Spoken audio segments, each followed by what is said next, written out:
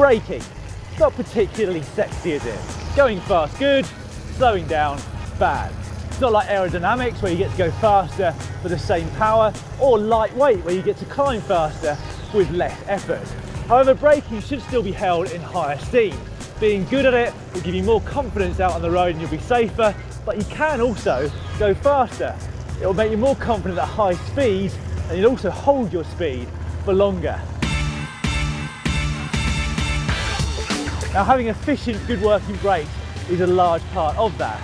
So it might be that you've just invested in a disc brake bike, or you're ahead of the curve, you've had one for quite some time. But maybe you're not taking full advantage of the performance benefits.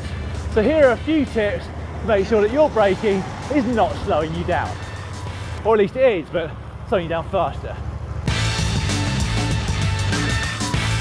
Now, if you've just made or are about to make the transition over to disc brakes from fairly ordinary rim brakes, the first thing you'll want to do is adjust your braking to take into account the extra power that you'll have available at your fingertips. So whilst we'll normally recommend doing most of your braking down on the drops here when you're descending, the extra power that disc brakes give you can mean that you can comfortably do it up here on the tops. Now, I guess it's still not the most stable position to have your hands if you're doing some very aggressive descending, but if you're just cruising nicely down a descent like this one, it can be really nice. What I tend to do is use 2 fingers on each brake lever when I'm up on the hoods, and just 1 finger on each brake lever down here on the drops. With greater power comes greater responsibility, and in the case of braking, that responsibility falls on your hips. Now, this is something we've mentioned a few times before in relation to braking, so forgive us if we go over it again. But what you want to do is stretch your arms out in front of you, allowing your hips to move over the saddle and ultimately behind it. This will allow you to yank on the brakes and really maximise the extra performance that the disc brakes offer. Now, it's worth practicing this range of motion because some people can be quite stiff when they first try it, but eventually you should find it second nature. Disc brakes do offer more power, but in my opinion, the real advantage they hold over standard rim brakes is that they give you more modulation. So it's this that you'll need to capitalise on if you want to ultimately ride faster. Modulation is the distance that you pull the brake lever on between when the pad first hits the disc and the wheel locks up.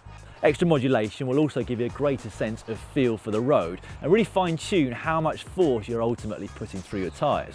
All of this together will mean that you can brake faster.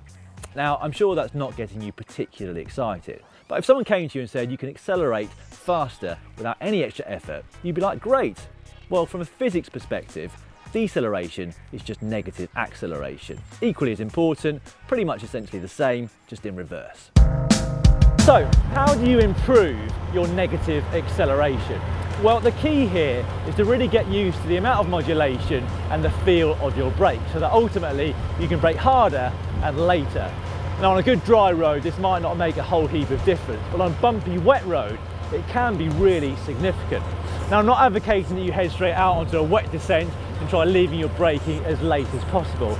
But what you can do is find a familiar corner with a nice soft runoff in case you get it wrong, and measure and point out exactly where your braking starts before the corner. Then do successive runs with exactly the same entry speed. Try to nudge your braking point a little bit later each time. It's also worth pointing out that this is something best left for race day on the whole. This is not something I would do on a day-to-day basis, partly because it's quite stressful and sometimes I just want to cruise. But on the right race course, this can make the difference between winning and losing. And I can't think of a better example than that than a wet descent off the Poggio in Milan-San Remo.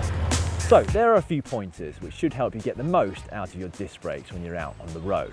Of course, you don't have to do any of them. You'll still get performance advantages even without changing your braking technique at all. But if you really want to maximise those advantages, make sure you get your hips back when you're braking really hard. Just use 1 or 2 fingers on each brake lever. And if you really want to go faster, just try to gradually nudge back the point at which you brake before entering a corner.